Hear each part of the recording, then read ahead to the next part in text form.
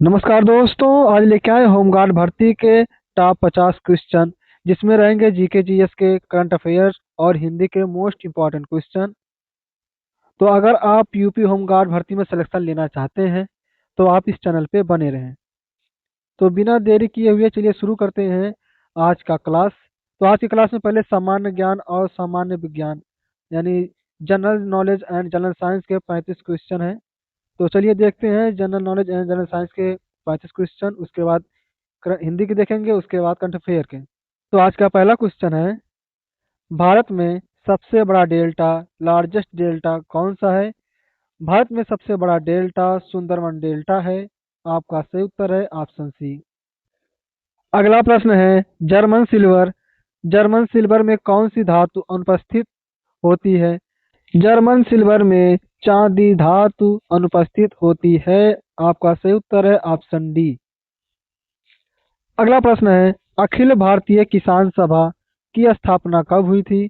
अखिल भारतीय किसान सभा की स्थापना 1936 में हुआ था। ऑप्शन बी सही है। अगला प्रश्न है, भारतीय संविधान का कौन सा अनुच्छेद भारत को राज्यों का एक संघ, यूनियन ऑफ स्टेट्स घोषित करता है? तो आपका सही उत्तर है ऑप्शन ए, अनुच्छेद 1। भारतीय संविधान का अनुच्छेद 1 भारत को राज्यों का संघ घोषित करता है। अगला प्रश्न है, मानव शरीर का वह अंग जहां अधिकांश पाचन, डाइजेशन होता है। मानव शरीर का वह अंग है छोटी आंत, जहां अधिकांश पाचन होता है। आपका सही उत्तर है ऑप्शन सी, छोटी आंत। अगला प्रश्न है, अलाई दरवाजा किस शहर में स्थित है?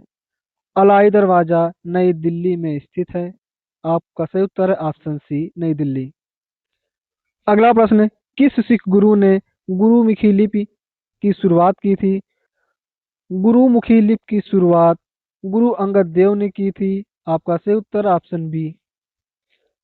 अगला प्रश्न है, पृथ्वी के केंद्र में पाया जाने वाला चुंबकीय पदार्थ कौन सा है? पृथ्वी के केंद्र में पाया जाने वाला चुंबकीय पदार्थ निकेल और लोहा है। आपका सही उत्तर है ऑप्शन सी। अगला प्रश्न है, भारत में राष्ट्रीय विकास परिषद, नेशनल डेवलपमेंट काउंसिल एनडीसी की स्थापना किस वर्ष हुई थी? भारत में राष्ट्रीय विकास परिषद की स्थापना 1952 में हुआ था। आपका सही उत्तर है ऑप्शन सी। अगला प्रश्न है, ओजोन परत के क्षरण के लिए मुख्य रूप से कौन सी गैस जिम्मेदार है? ओजोन परत के क्षरण के लिए मुख्य रूप से जिम्मेदार गैस क्लोरोफ्लोरोकार्बन CFC है। ऑप्शन सी सही है। अगला प्रश्न है, भारत में सर्वाधिक वर्षा हाईएस्ट रेनफॉल किस स्थान पर होती है? भारत में सर्वाधिक वर्षा हाईएस्ट रेनफॉल मासिन राम मेघालय में होती है। ऑप्शन बी सही है। अगला प्रश्न है, भारत में पहली बार जनगणना किस वर्ष हुई थी? भारत में पहली जनगणना 1872 में हुआ था। ऑप्शन ए सही है। अगला प्रश्न है, हर्यक वंश, हर्यक डायनेस्टी का संस्थापक कौन था? हर्यक वंश का संस्थापक बिंबिसार था। ऑप्शन सी सही है। अगला प्रश्न है, किस यंत्र का प्रयोग वायुमंडल की आर्द्रता ह्यूमिडिटी मापने के लिए किया जाता है? वायुमंडल की आर्द्रता मापने के लिए हाइग्रोमीटर का उपयोग किया जाता है। ऑप्शन सी सही है। अगला प्रश्न है, राज्यसभा के सदस्यों को कौन नामांकित नॉमिनेट करता है? राष्ट्रपति 12 लोगों को नॉमिनेट करते हैं। ऑप्शन सी, राष्ट्रपति सही है। अगला प्रश्न है, भारत का सबसे बड़ा बाघ अभयारण्य, लार्जेस्ट टाइगर रिजर्व कौन सा है? भारत का सबसे बड़ा बाघ अभयारण्य नागार्जुन सागर श्रीशैलम है। ऑप्शन सी सही है। अगला प्रश्न है, लाल रक्त कणिकाओं RBC का निर्माण कहाँ होता है? लाल रक्त कणिकाओं का निर्माण अस्थिमज्जा में होता है, बोन मैरो में। ऑप्शन सी सही है। अगला प्रश्न, wealth of nation, the wealth of nation पुस्तक के लेखक कौन है? द वेल्थ ऑफ नेशन पुस्तक के लेखक एडम स्मिथ हैं। ऑप्शन बी सही है।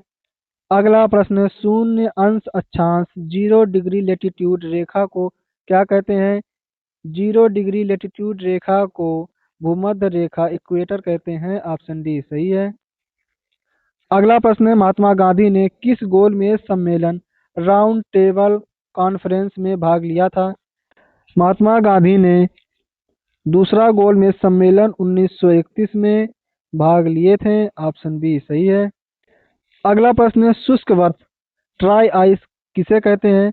शुष्क बर्फ ठोस कार्बन डाइऑक्साइड को कहते हैं। ऑप्शन बी सही है। अगला प्रश्न है, भारत में सबसे ऊंचा जलप्रपात हाईएस्ट वाटरफॉल किस राज्य में स्थित है? भारत में सबसे ऊंचा जलप्रपात कुंचिकल जलप्रपात है जो कर्नाटक में स्थित है। ऑप्शन ए सही है। अगला प्रश्न है, पेनिसिलिन की खोज किसने की थी? पेनिसिलिन की खोज अलेक्जेंडर फ्लेमिंग ने की थी। ऑप्शन बी सही है। अगला प्रश्न है, उपराष्ट्रपति वाइस प्रेसिडेंट को पद की शपथ कौन दिलाता है? उपराष्ट्रपति को पद की शपथ राष्ट्रपति दिलाते हैं। ऑप्शन सी सही है। अगला प्रश्न है, सूर्य और पृथ्वी के बीच की न्यूनतम दूरी कब होती है?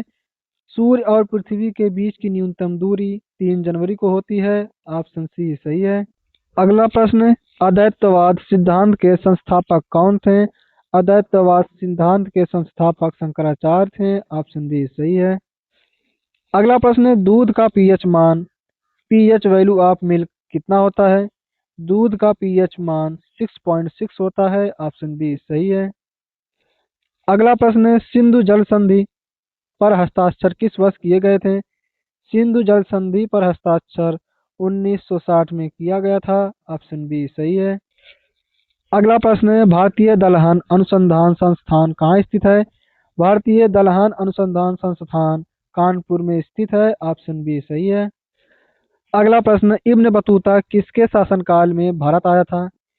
इब्न बतूता मोहम्मद बिन तुगलक के शासनकाल में भारत आया था। ऑप्शन बी सही है।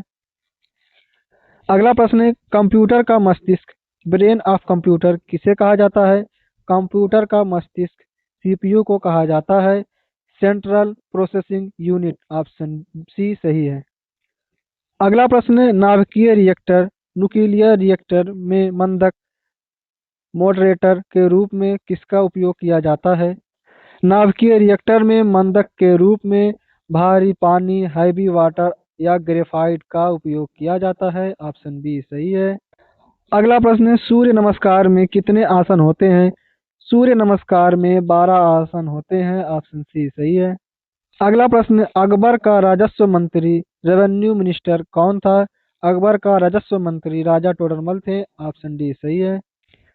अगला क्वेश्चन, विश्व की सबसे बड़ी ताजे पानी की झील लार्जेस्ट फ्रेश वाटर लेक कौन सी है?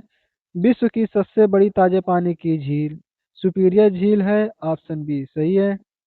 भाग 2 में शुरू होता है सामान्य हिंदी जनरल हिंदी के 10 मोस्ट इंपॉर्टेंट क्वेश्चन जो आपके एग्जाम में हूबहू आएंगे। तो अगला क्वेश्चन है, साहित्यिक क्षेत्र में दिया जाने वाला भारत का सबसे बड़ा पुरस्कार कौन सा है?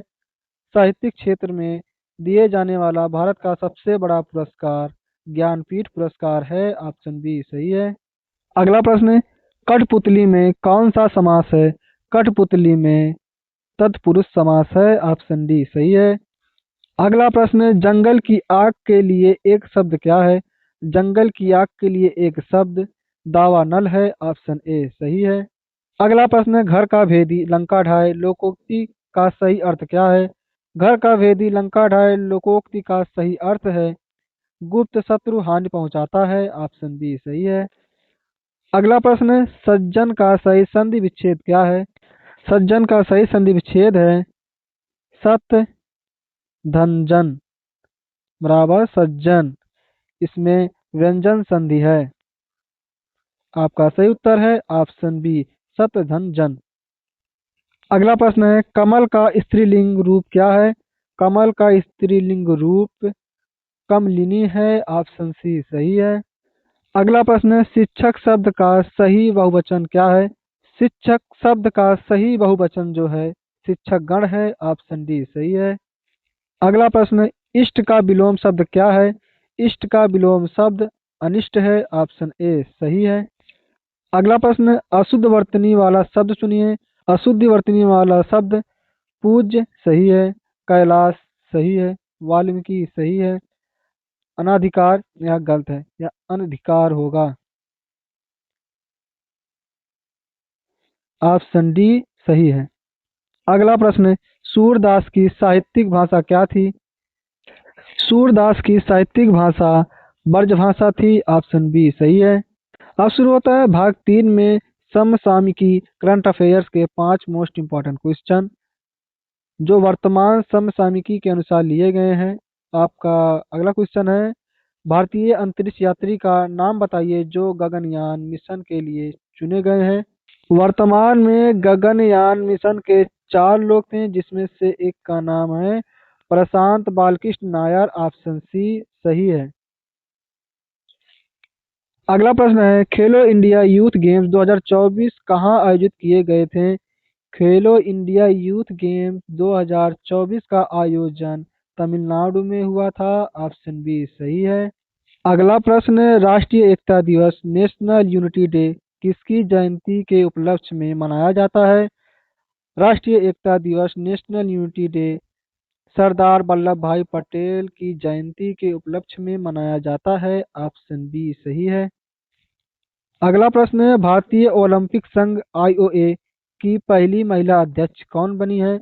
भारतीय ओलंपिक संघ की पहली महिला अध्यक्ष पीटी उषा बनी है। ऑप्शन बी सही है। यूपी होमगार्ड का आज का अंतिम क्वेश्चन, ग्लोबल हंगर इंडेक्स 2023 में भारत का रैंक क्या रहा है। ग्लोबल हंगर इंडेक्स 2023 में भारत का रैंक 111 रहा है। ऑप्शन सी सही है।